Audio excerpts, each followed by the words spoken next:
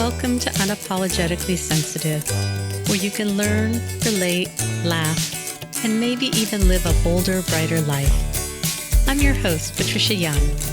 This is a weekly podcast where we explore the strengths we have because of our sensitivity and some of the challenges it poses as well. The information in this podcast is not a substitute for help from a licensed mental health professional. Hey there. To the creatives, healers, sensitives, and deep thinkers, how the heck are you doing? Not going to talk about the time of year and not going to talk about the weather. Just going to jump right in. I dropped a bombshell on you all in episode 191, and this is not the first time I've done it. And I apologize if anybody had any reactions to me stating that I'm pretty sure I'm autistic. I am going to say I am autistic. And if that brings up something for you, then I'm hoping to address some of that in this episode. I usually sketch out some notes before I record. I haven't done anything. What I do want to preface this with is I haven't thought about this in a coherent, linear way. I want to be very sensitive to you, the listener, and any reactions that you may be having. As I'm unfolding in my own process, I may say or do things that are inaccurate or unintentionally offensive. It is certainly not my intention. I'm going to speak only about my experience. I really hope that I do not speak in any absolutes. And really my intention is to just share what my process has been, how it will affect the podcast. If you work with me as a client and it brings up any feelings, please bring it to session. I want to be available to you. And I have had a client who had a very, very big reaction. And I have permission to share this. This person's partner is autistic, but the very stereotypical male presenting autism. And we had to do some depth and exploration. And I was incredibly grateful that this client felt comfortable and safe enough to bring their concerns to me. So I want you to know that if you are a client or you're thinking about working with me and you have concerns, please bring this up. Any concerns that you have, I am really open to discussing this. And my hope is that this will allow us to have more conversations about neurodiversity, neurodivergence, how our brains are different, because I'm really more about using this as a way to be more inclusive and more accepting and more understanding of the different ways that we show up in the world, as opposed to putting people into finite, limited boxes. If that works for you, and I have to tell you that having the label of autism has created some relief to me. My guess is that if you identify as a highly sensitive person, when you learned about the trait, I'm imagining this is what was true for me, I felt a tremendous amount of relief that there wasn't something wrong with me and I wasn't defective, and there was a reason why being in crowds and loud noises bothered me, and why I didn't want to do the things that other people wanted to do, and why my processing and deep thinking was a really okay part of me. It gave me so much, just acceptance and feeling like there wasn't anything wrong with me. So please understand that I think that however people want to identify and whatever gives you comfort is fine, because I want to be very sensitive to you, the dedicated listener that has been here as a highly sensitive person, that my guess is you're wondering, well, what's the content going to be now? And does this mean that you're going to try and tell everybody that they're autistic? And again, I apologize for not being more mindful when I shared that I suspected I was autistic in episode 191. That's just not where my brain was. My intention for content on this podcast is for Jen and I to keep doing the work that we're doing. I am going to talk more in terms of neurodivergence and not HSP, because I want to be more inclusive. And I think under neurodivergence, there's such a large umbrella. I don't think it's going to change who's listening to the podcast, but I just want to be more inclusive. And all of my observations and experience, I think that there is such a similarity between highly sensitive people and autism. And this is where I'm feeling a little bit conscious about my words. This is what I believe, that under the umbrella of autism, and I don't know if this is a valid analogy, but I've been talking about it with a couple of my autistic colleagues who initially we all thought we were HSP, that if we think of autism as a frozen dessert, There are all different kinds of frozen desserts. There are popsicles, there's push-ups, there's froyo, there's gelato, there's soft serve, there's Ben and Jerry's, there's Thrifty, there's stuff that has bubblegum in it. That if you've met one autistic person, you've met one autistic person. And unfortunately, when people hear the word autistic, they typically think of Rain Man, or in the moment, other stereotypes are not coming up for me, but we think of a stereotypical, not making eye contact, not being able to relate to people, not having empathy, maybe having a single focus and doing lots of visual stimming or having meltdowns. And the Diagnostic Statistic Manual, the DSM, was created by white men, and they studied white little boys who externalized all of their symptoms.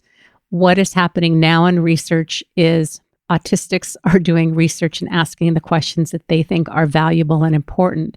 And in the 90s, they started doing more research on women assigned female at birth and what the lived experience looks like. Same thing with ADHD. If you look at the criteria for ADHD and why so many women have gone undiagnosed, is they look at the little boys that are running around and being disruptive and externalizing their behavior, can't sit still, can't fidget. You could have ADHD and be a female and internalize all of that behavior. So in girls, it may look like the girls who's chatty all the time and is not paying attention, and what goes on internally. And so if we go back to this analogy of flavors of autism, I suspect, and I have nothing to back this up, I have seen some autistic creators talk about this, that there's a form of the highly sensitive autistic person. We know that you can be autistic and have empathy. You can make eye contact. You can be able to get along socially. And stimming does not have to be something stereotypical like hand flapping. And as I'm doing this, my toes are rubbing together. That's stimming. If you were in the room with me right now, you would not see that. Often when I'm online, my fingers are moving to soothe my skin. I keep rocks at my desk that I use for comfort and soothing. That is how I stim. I'm not trying to convince anybody where they are in their life or their experience. What I'm trying to do is to just provide some education. If you find yourself feeling angry, frustrated, that's okay. Feel free to share it with me. If you want to send me an email at unapologeticallysensitive@gmail.com. If you want me to discuss it on the podcast, let me know. Let me know if you want me to use your name. If you just need to vent, that's fine. I've been in groups for a few years now for neurodivergence, and I joined as an HSP. And initially, the people in the group that were autistic said that HSP was basically ableist, and that all HSPs are really autistics that don't want the label of being autistic. And I felt incredibly, incredibly angry and defensive about that, because my understanding of autism at the time did not feel like that was a true statement. For me, now that I understand more of how autism presents, and it validates a lot of the discomfort that I've had in relationships, in social situations, relationships that I've lost because I really was missing social cues and there wasn't a lot of reciprocity. I can see now where that is true for me, and I'm speaking only for me. And as I've been on this journey, I've really been looking to the experts about, because my brain wants to make boxes for everything. Like either we have a roadmap in our mind of like, this is how the world should be, and when it doesn't go that way, it can be very upsetting, or we have boxes for things. And one of the episodes that I recorded with an empath, I kept trying to get her, like, I want you to draw the line in the sand of where is the line between empath and HSP, and she wasn't able to do it. And again, that's my brain trying to sort information. There are some people that say that you're either HSP or you're autistic, but you can't be both. There are people that believe that all HSPs are autistic. There's something called high masking, which is a privilege. I have the privilege of being high masking, which means I've learned social cues and roles. And so I'm able to somewhat successfully, I don't know if you ask the people in my life that I meet that aren't super close friends, maybe they know that I'm impaired. And if I remember, I'll give you an example of what happened today. I'm high masking and I have low support needs because I have an amazing husband who has great executive functioning in the areas that I don't. Traditionally, that would be called Asperger's, which we don't use anymore because we don't. Hans Asperger was a German who wanted to use eugenics to get rid of anybody that was different. And we don't use high functioning, low functioning. If you happen to be autistic, you have people in your life that are autistic, and those are terms that they use. Everybody gets to identify the way that they want. So please understand, I am not saying that this is what the rule is for everybody. And you get to decide. If you are not autistic and you don't have anybody in your life that's autistic, then this is what the autistic community requests. But again, if you meet one autistic person, you've met one autistic person. So high masking, low support needs. And I have that privilege of being able to move in and out of social situations, and people may or may not know that I'm autistic. That's not true for everybody, and I can only speak from my experience.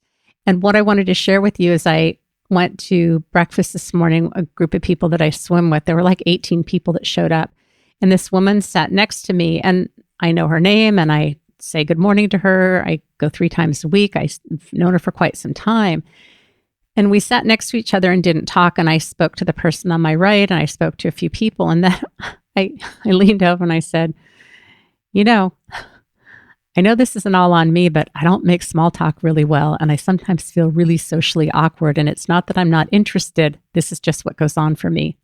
Well, that's not something that most people would say, whether you're autistic or not, but that's just how I show up in the world. And she said, I'm kind of the same way.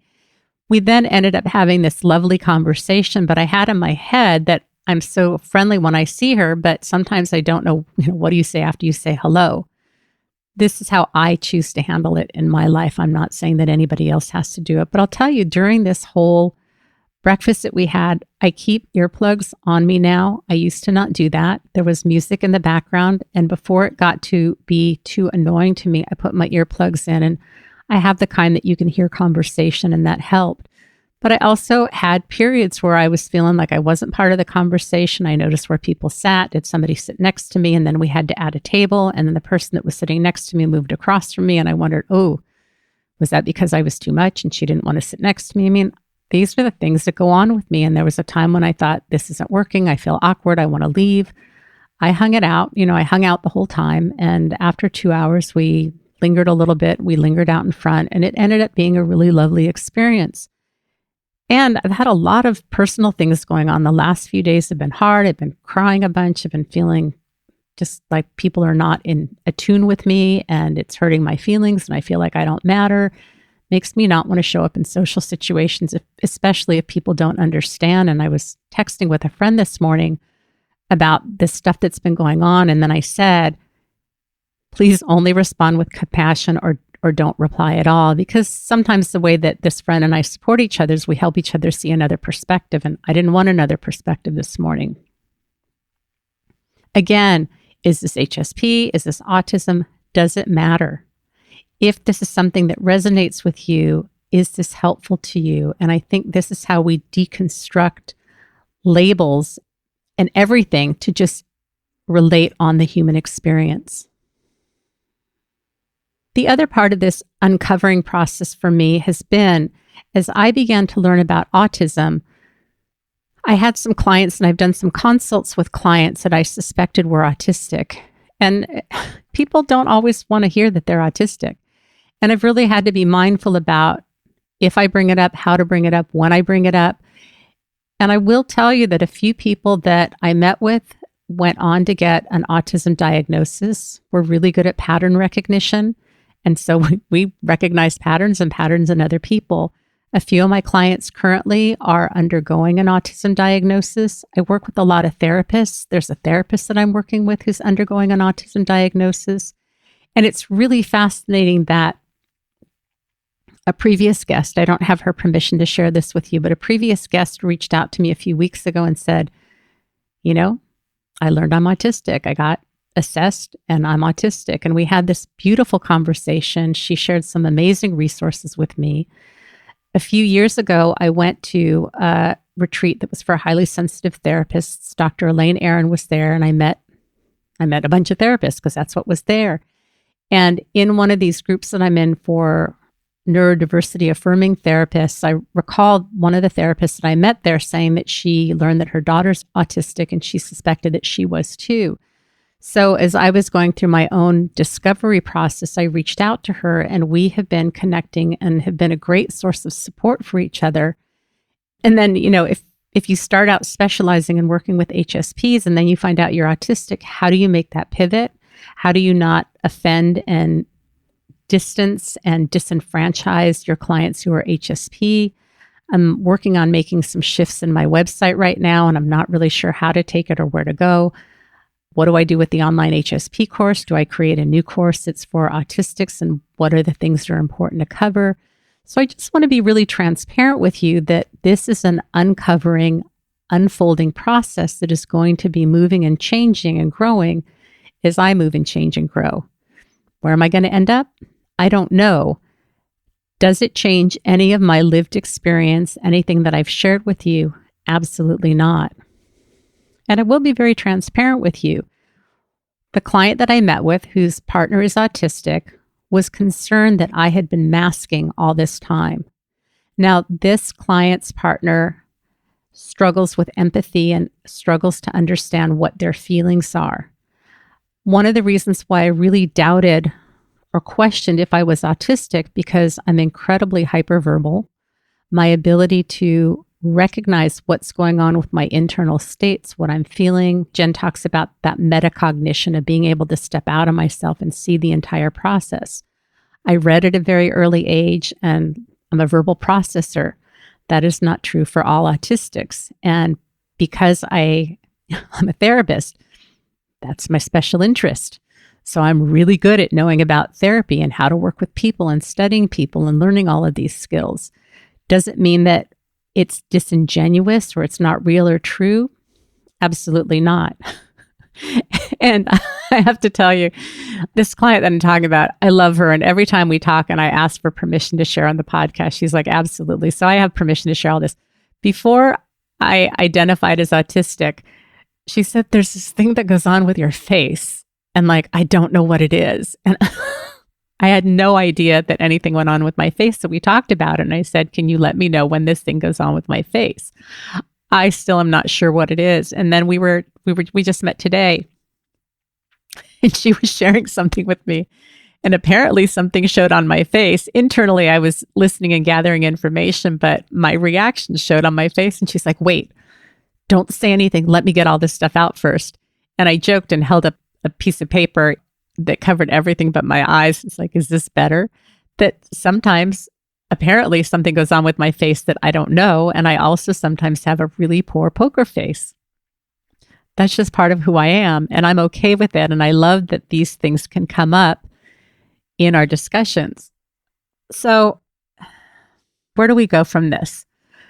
If you're having a strong reaction, if you're feeling angry, if you're feeling gypped or duped, shoot me an email. You might also think about, is this disruptive because you had a box and now the box is changing and moving? Whatever reactions are coming up, resistance, anger, frustration, disbelief is okay. And if it's something that you think would be helpful to share with me, I'm really happy to listen. What you might want to reflect on is what's coming up for you, and do you feel like somebody's changing the box? And is that unsettling and undoing? I know I said this in the beginning, but I'm going to emphasize it again because I've really been struggling with, how do I make this pivot? How do I continue to do the work that I do? How do I communicate with people to not exclude, but to be more inclusive? And what I'm going to believe for now, for today, this may change, is that our brains are so unique. And if at right this moment, we could take a group of HSPs, a group of autistics, any group of people and look at their brains, we may see some patterns that are similar. We may see patterns that are different. I can tell you, among the friends that I have that are autistic, late diagnosed autistic, we show up so differently. And if you've taken the online HSP course, HSPs show up very differently.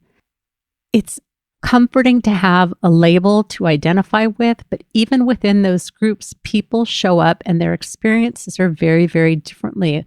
Neurobiology, our brains, we're just learning about things. There are more autistics now that are doing research on autism. There's a study, I'm not going to be able to cite what it is, but they took a group of autistics and allistics. Allistic is someone who's not autistic. And they did a test around honesty. And if the allistics and the autistics were in a group where somebody could observe whether they were being honest or not, both groups were honest.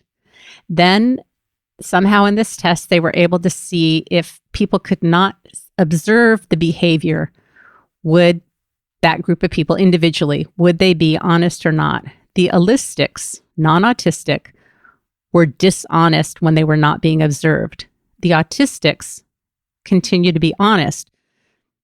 And their interpretation, and tell me if you think that allistics or autistics interpreted this, that autistics were naive and that they didn't know when they could lie and cheat because the allistics cheated when nobody could watch them.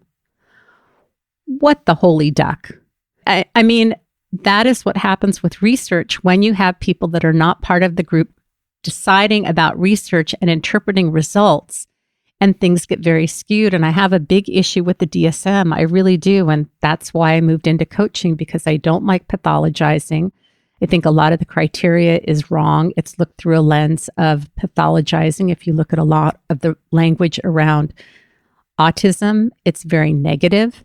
It's what we've done with HSP when I've talked about, are you ruminating or are you deeply processing? And if you're ruminating and that's not helpful, then let's look at that. But really, when I talked about superpowers, that often the things that we're told are wrong with us are really strengths. The same holds true for autism, and really wanting to find a way to be supportive, inclusive, look at how are our brains wired, what's getting in the way, where are we having hangups and resistance, where do we need to make new boxes or make adjustments? What do we need to do to thrive? Do we know what we're thinking and feeling? Do we know what we're wanting? Are we in a period where it's harder to ask for what we want? And how can we communicate that when we're struggling? So my hope is, and if you're having a reaction, that's totally fine. I don't want to stop you from having that. Whatever's going on for you, please encourage yourself to explore whatever that is. And on the other side of this, I really think that it's about being even more inclusive, learning more about different ways that we function. I'm trying to decide, there are some autistic professionals that I would love to have come on and speak about some of the ways that this lived experience shows up. And I will tell you that just today in the closed Facebook group, somebody reached out and said, thank you so much for sharing that you're autistic, that she's been struggling. And I think I can share this because if you're in the Facebook group, you saw this. She's been struggling. She just lost a job. She learned she's autistic. Now she knows what she needs in the next job. And it was so affirming. And somebody that's very close to me in my life who has a peripheral function, I don't know how else to say it, when I shared in 191 that I thought I was autistic, said, thank you so much for saying that she suspected it and didn't really want to say anything. It was not my intention to drop a bombshell on anybody.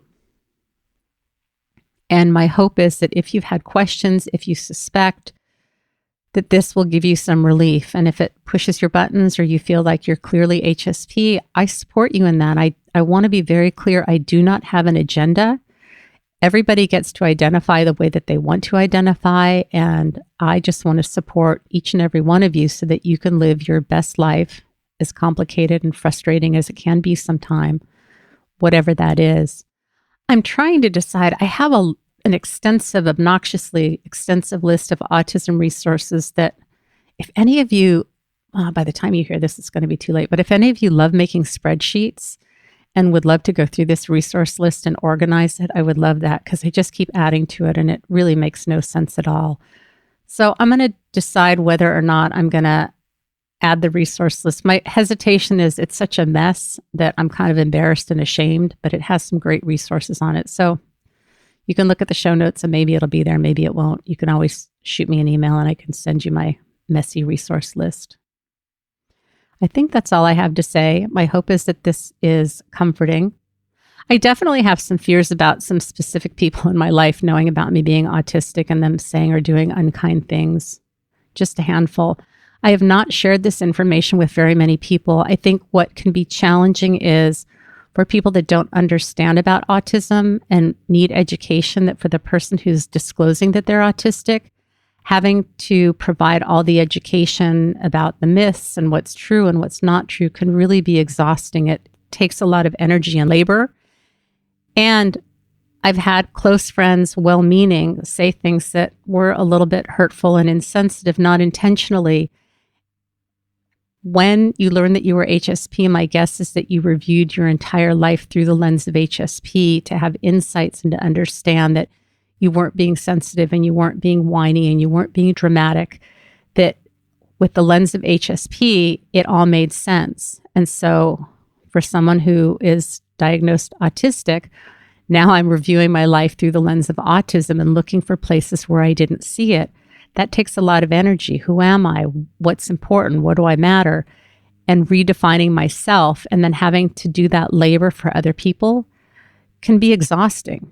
And it's not that I'm not empathic, but I only have so much energy, and having to address other people's misconceptions, fears, takes a lot of energy because a lot of my own energy is going on my own process right now. And so I share this with you that if you have people that it may not be autism, it may not be HSP, but that don't want to share things with you and want you to do the labor, it kind of makes sense. I don't mean that unkindly, but that's just my thought. My husband and I have had some fascinating conversations. One of the things that he recognized, and the day that he told this to me, it happened 3 times, that when he asks me a yes or no question, I don't give him a yes or no. I go on this circuitous answer because I love information and I assume that he loves information, and he doesn't. He just wants the yes or no. And it's fascinating. And we were talking about that this whole thing of me saying yes or no and giving these long-winded explanations. And we were waiting in line to get gas at Costco, irrelevant piece of information. And I realized this is masking. Now I have this awareness of when people ask me a yes or no question, I have to be more aware. So when it happens, I have to decide, do I want to give a yes or no, or do I want to authentically answer? And if I don't worry about it, I'm much more relaxed.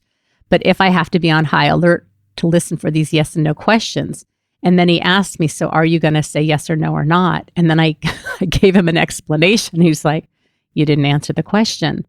And I think it was that same weekend. This was when Jen was going to be coming and she hadn't gotten here yet. And he asked her what time her flight left on Sunday. And instead of saying 12 o'clock, I gave him this long explanation about why she was leaving earlier, and that if she had taken, that the only other flight available was late at night, the one that she ended up taking. And that would have been too late for her. And when I caught myself doing that and explained that I would, if it was his friend coming in and leaving at noon, I would have said, why are they leaving at noon? Why don't they leave later so you get more time together? So assuming that my husband is just as interested in the knowledge about why her flight left later, which he said, I'm glad Jen is coming, but it really doesn't matter to me.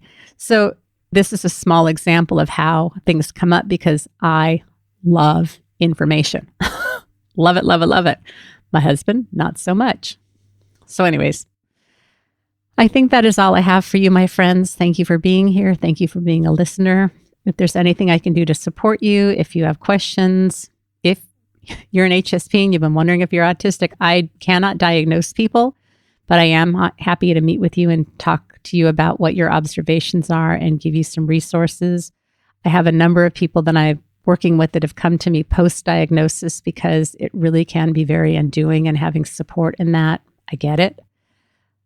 I think that's it. Remember, sensitivity is nothing to apologize for. How you show up in the world is perfect and beautiful for you. You belong, you fit in, you matter. Even if people think that things that you say and do are annoying, that's just because they don't get you and they're not wired like you. There are people who are like you who will get you, love you, and understand you unconditionally, and you deserve that. Have a blessed day.